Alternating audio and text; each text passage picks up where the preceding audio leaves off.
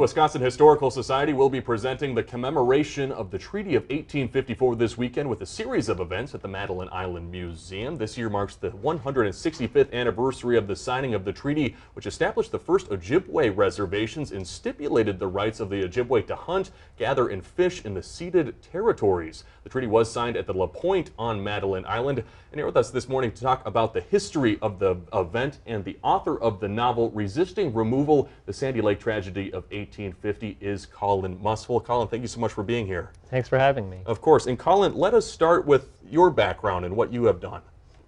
I've done a lot of research about the U.S.-Dakota War of 1862. I've written 3 novels about the war and the historical context of the war. And now my most recent novel is about the Sandy Lake Tragedy of 1850, which occurred very near here, very near Duluth. And can you give us a little more background on the history of the events that will be celebrated at the Madeline Island Museum this weekend?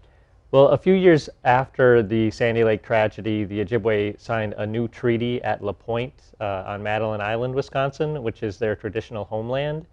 And this treaty stipulated permanent reservation homes for them in their traditional homeland. And so the treaty, the commemoration will celebrate that treaty and what they were able to earn through that. And Colin, let's talk about your book now. What did you learn from writing this book? And being a white author, how did you confront cultural appropriation during this Native history? Well, I was very surprised to learn that 400 Ojibwe perished at Sandy Lake in December of 1850, and also while trying to return to their homes in Wisconsin. And it was really because of the negligence of U.S. government officials. And so I was very shocked and surprised by that. And I'm sorry, what was the rest of the question? And how did you confront, being a white author, how did you confront that cultural appropriation? With honesty, really. I think it's important to be upfront about who I am and why I'm interested in the history, being a Minnesotan, having gone to college in Mankato where 38 Dakota men were hanged. That came as a surprise to me. And also just being open to discussion about the history and collaboration, not so that the narrative isn't singular, but it invites multiple perspectives and multiple viewpoints. That is very important to have that. And Colin, what do you hope when people read your book, what do you hope they take away? I want people to take part in history. It's more than just reading.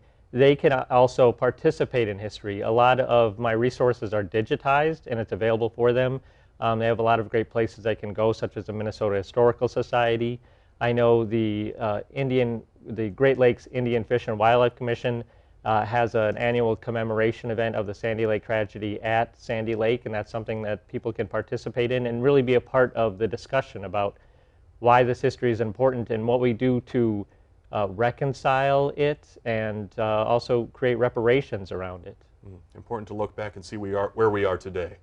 All right. Colin Musful, novel author, thank you so much for being here this morning. And for those who would like to attend this weekend's event, the commemoration event kicks off at Saturday around 10 a.m. at the Madeline Island Museum. It will feature artist demonstrations in the main gallery, cultural talks in the morning, and an afternoon talk about the Sandy Lake tragedy with Colin. And also Colin is scheduled to hold a book signing here in Duluth later today from 4 to 7 p.m. at the bookstore at Fitger's, where he'll be talking about the book and the process behind its creation. And we'll, of course, have all of this information and links to those events on our website, KBJR6.com.